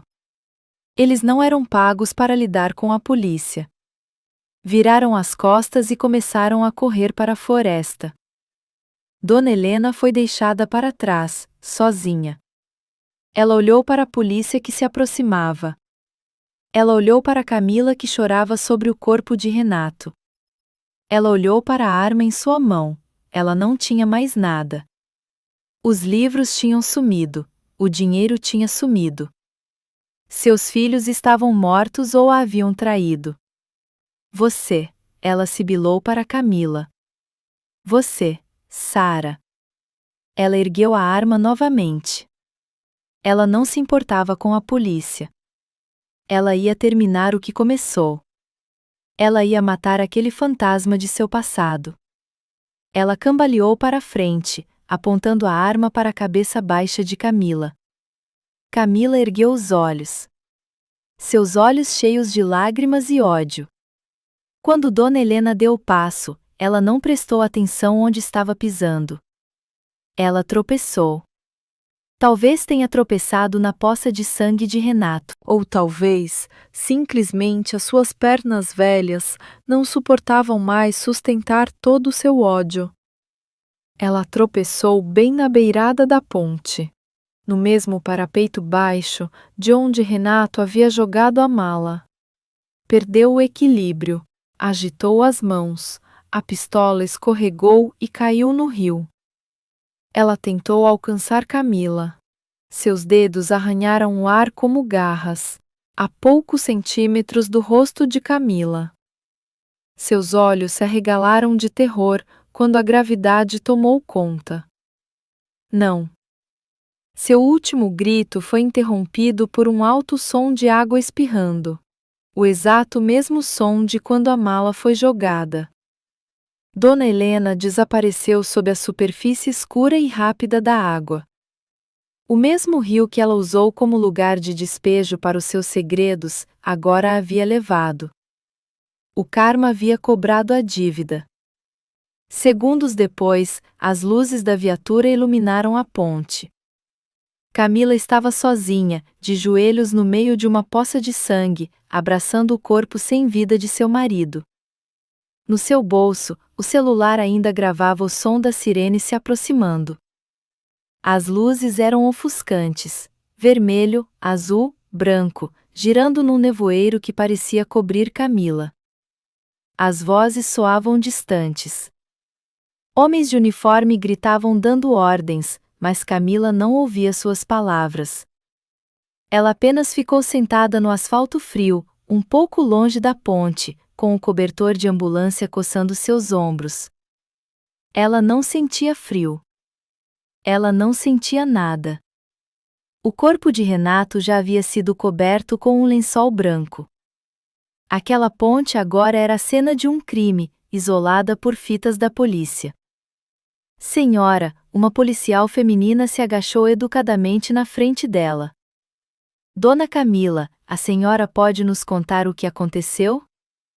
Camila encarou, não conseguia organizar as palavras, assassinatos, traições, amor, mentiras, como ela poderia explicar, ela não precisava.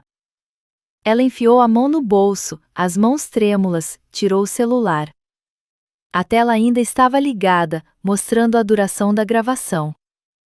1h, 24 minutos e 35 segundos.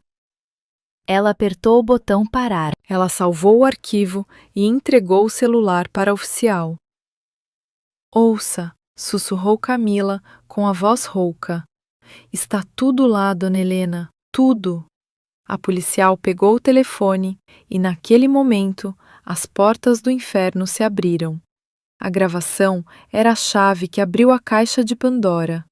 A confissão clara de Dona Helena sobre Larissa, sobre Carina, sobre Renato, sobre os anos de manipulação, era uma bomba atômica.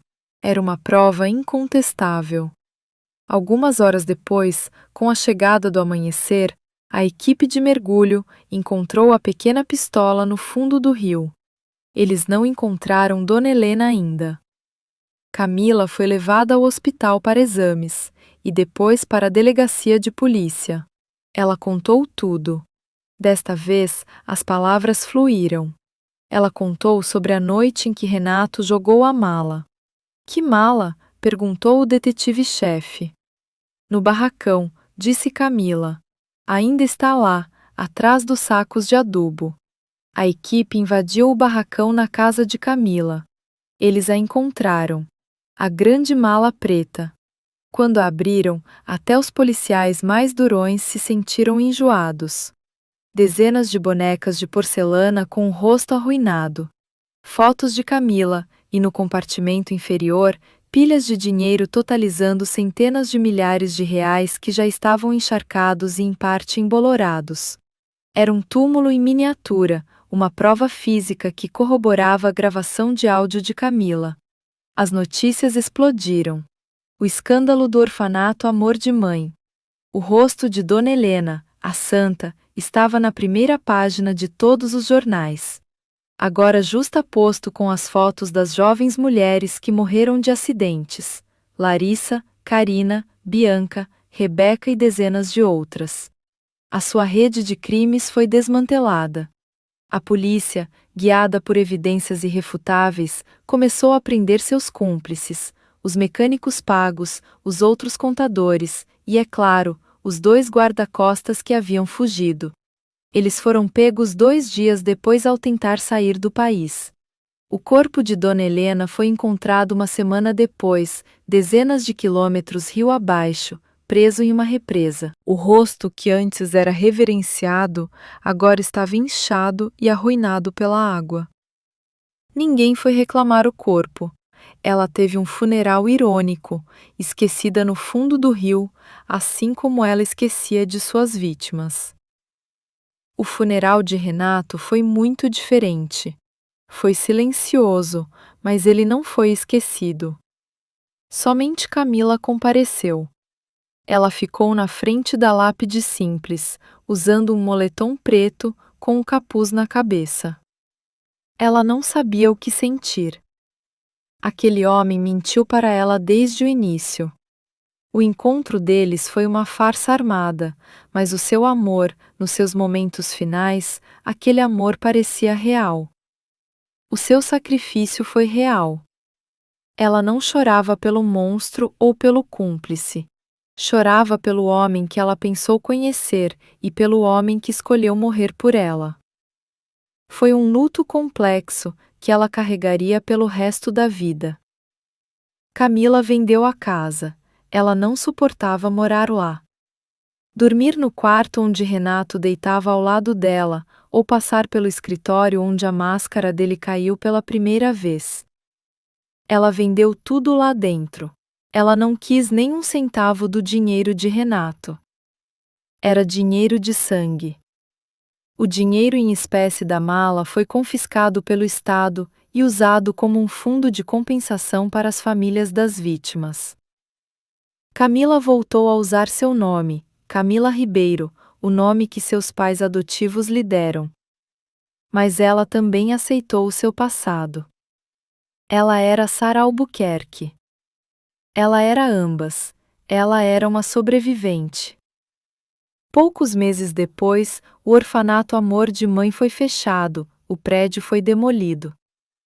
O escândalo foi tão grande que mudou a maneira como o governo fiscaliza os orfanatos para sempre. Camila, usando a herança que seus pais adotivos lhe deixaram, abriu uma fundação.